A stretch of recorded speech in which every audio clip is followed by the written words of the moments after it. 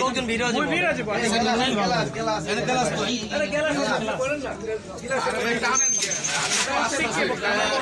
দখল করতেছে। কি কারণে দখল করব? তারা নাকি ওয়ারিশের মালিক। এবার মার্কেট দখল নিতে আসলেন বিএনপি নেত্রী নিপুণ রায়চৌধুরী নিজেই।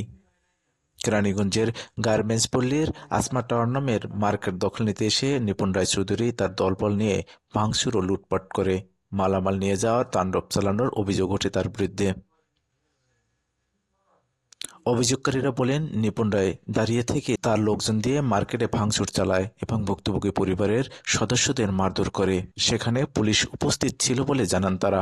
পরে নিপুণের নির্দেশে পুলিশ ভুক্তভোগী পরিবারের সদস্যদের থানায় নিয়ে যায়। সন্ত্রাসীর নেতৃত্বে মার্কেট দখল করে, ভাঙচুর করে, কেসে গেট ভাঙে। তারপরে একটা অফিসে বৈশা তারা খাওয়া দাওয়া করে। এই সম্পদটা আমি 2007-এ নিছি। নেওয়ার পরে এই সম্পদ আমি 2008-এ কমপ্লিট করছি। তৎকালীন টাইম একটা পক্ষ আমার বিরুদ্ধে মামলা করলো। মামলা করার পরে কোর্ট আমারে এটা নথিভুক্ত করে দিল, স্থাবর আমার। তারপরে আমি নির্মাণ করি। তখন আপনার ওই ওসি ছিল সালাউদ্দিন, ডিসি সাহেব ডাকলো, কাগজপত্র আমি শুরু করলাম। আর্মি ডাকলো।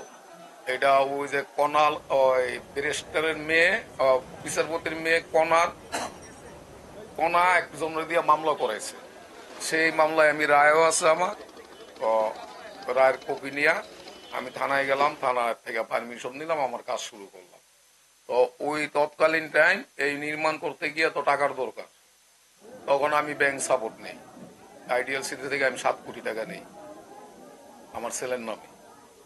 তো নিয়ে আজকে 18 বছর হয় আমি ভাড়া খাইতেছি। নিচতলার দোকান পজিশনে বেচছি, দোতলা বেচছি, তারা জমিদারি ভাড়া দিতেছে।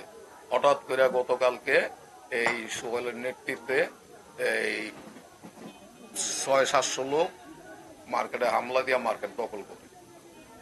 আজকে আমার ব্যবসায়ী ভাইয়েরা সবাই আসছে আমার কাছে সকাল থেকেই ভিড়। তারা কইলো যে মার্কেটে সাইনবোর্ড টানাইছে, আমরা কি করব? আমি বলছি আমার মার্কেটে সাইনবোর্ড দেওয়ার কি, সাইনবোর্ড ফালাই দাও।